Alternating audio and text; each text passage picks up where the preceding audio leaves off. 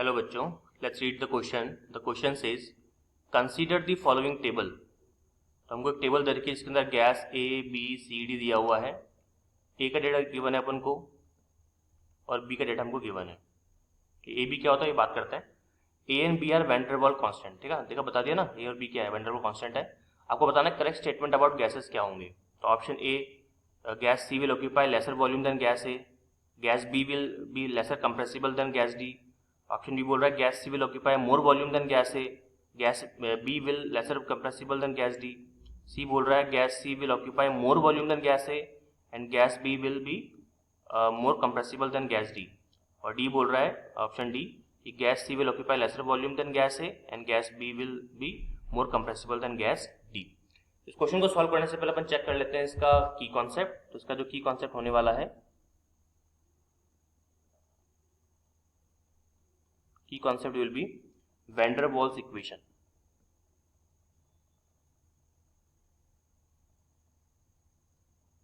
van der Waals equation। और अगर हम वैन डर वाल्स इक्वेशन की जब भी हम बात करते हैं तो आपको पता ही है जो हम फॉर्मूला यूज करते हैं वो अपन फॉर्मूला पहले लिख लेते हैं, उसके बाद में क्वेश्चन पर आएंगे।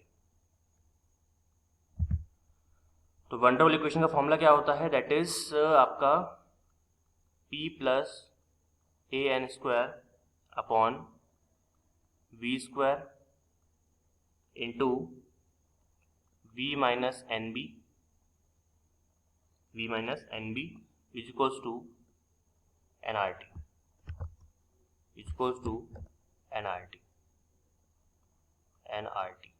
ये होता है जी फॉर्मूला, आपको पता ही है सबको वैन डर वाल्स इक्वेशन का। अच्छा, और यहाँ पे ए क्या चीज़ है फिर, ए तो बताओ। तो ए अगर देखें यहाँ पे, तो यहाँ पे ए है आपका, हालांकि वैन डर वाल्स इसको कांस्टेंट बोलते हैं लेकिन एक्चुअल में जो मीनिंग होता है that is inter molecular force of attraction. और अगर हम बी की बात करें तो बी क्या होता है, बी आपका होता है साइज ऑफ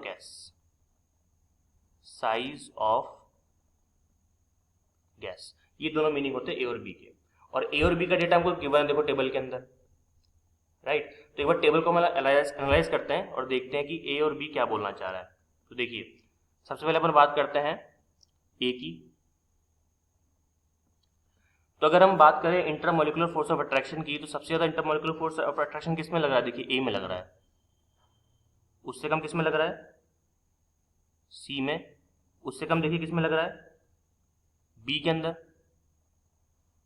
अगर आप चेक करें तो बी और डी दोनों का intermolecular force of attraction same है, इक्वल टू डी कर देते हैं, बी इक्वल डी। ठीक है, ए खत्म हो गया। बी की बात करते हैं, बी आपका है size of gas.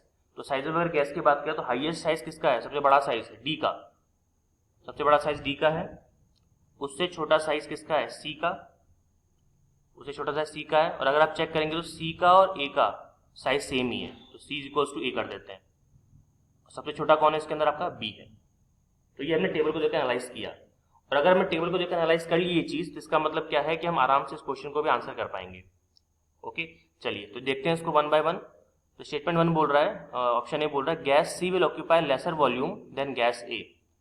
Gas C will occupy lesser volume than gas A. ठीक है, देखिए वॉल्यूम सबसे कम वही ऑक्यूपाई कर पाता है जिसका इंटरमोलिकुलर फोर्स ऑफ अट्रैक्शन ज्यादा होता है। तो यहाँ पे मैं कुछ चीजें आपको लिख रहा हूँ जो बहुत इंपॉर्टेंट है।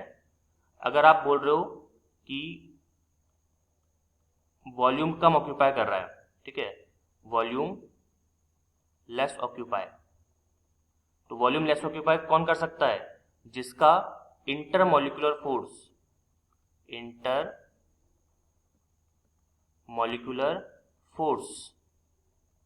ऑफ अट्रैक्शन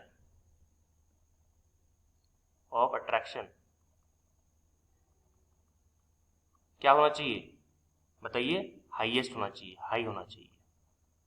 अगर intermolecular force of attraction high होगा तो ही वॉल्यूम कम ऑक्यूपाई होगा। देखिए, तो अगर हम बात करें ए की, तो किसका, ए और सी में कंपेयर हो रहा है ना, सी और ए के अंदर, तो ए का इंटरमोलिकुलर फोर्स सी से ज्यादा है।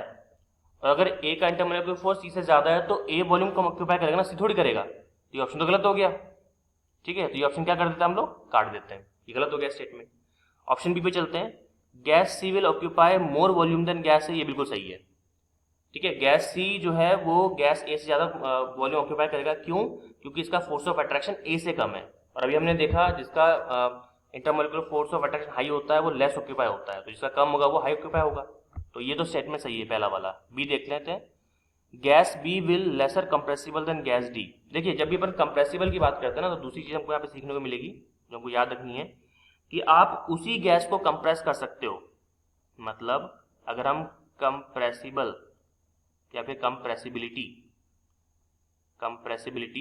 की बात करें, किसी भी गैस की कंप्रेसिबिलिटी ऑफ गैस की अगर हम बात करें, तो कंप्रेसिबिलिटी ऑफ गैस जो है उसी गैस की हाई होगी जिसका साइज क्या होगा, कम होगा। साइज ऑफ गैस क्या होना चाहिए फिर, लेस। तो जिस गैस का साइज कम होगा उसको जो कंप्रेस है वो ज्यादा कर पाएंगे हम लोग। तो चेक कर लेते हैं, तो बी बता रहा है साइज को, तो gas B will lesser compressible than gas D. अब देखिए अगर गैस बी की बात करें तो गैस बी जो है सबसे छोटा साइज है और डी का साइज बड़ा है। छोटा साइज जितना ज्यादा होगा कंप्रेस ज्यादा कर पाओगे। ठीक है, तो ये तो स्टेटमेंट गलत हो गया ना, gas B will lesser compressible, जबकि होना चाहिए था मोर कंप्रेसिबल। तो ऑप्शन बी भी क्या हो जाएगा आपका, कट जाएगा। ठीक है, तो ये जो मैं एनालाइज कर रहा हूँ आपको समझ में आ रहा होगा, ये अपन डेटा के बिहाफ पे कर रहे हैं, जो टेबल दे रखे उसके बिहाफ पे। अलग हम अपनी कोई भी अपना जो दिमाग है अपन यूज नहीं कर रहे हैं। चलिए ऑप्शन सी को पढ़ते हैं, gas C will occupy more volume than gas है, बिल्कुल सही स्टेटमेंट, क्योंकि गैस सी का जो अट्रैक्शन फोर्स है, इंटरमोलिकुलर फोर्स ऑफ अट्रैक्शन, वो गैस ए से कम है तो ज्यादा वॉल्यूम ऑक्यूपाई करेगा। ये तो पहला तो सही हो गया। Gas B will more compressible than gas D, बिल्कुल सही बात। देखिए अभी हमने कहा सबसे छोटा साइज मतलब सबसे ज्यादा कंप्रेसिबल, तो हमारा आंसर यहाँ पे सी आ चुका है, आंसर आ चुका है। फिर भी डी पढ़ेंगे, gas C will occupy lesser volume, नहीं हो गया ना गड़बड़ पहले वाले ऑप्शन की तरह ही। तो ये भी ऑप्शन क्या हो जाएगा आपका, कट जाएगा। लेसर वॉल्यूम क्यों नहीं कर सकता, क्योंकि इसका फोर्स ऑफ अट्रैक्शन क्या है आपका, ज्यादा है। तो क्या हमारा आंसर सी है? यस, हमारा जो फाइनल आंसर हो गया that will be your option number C.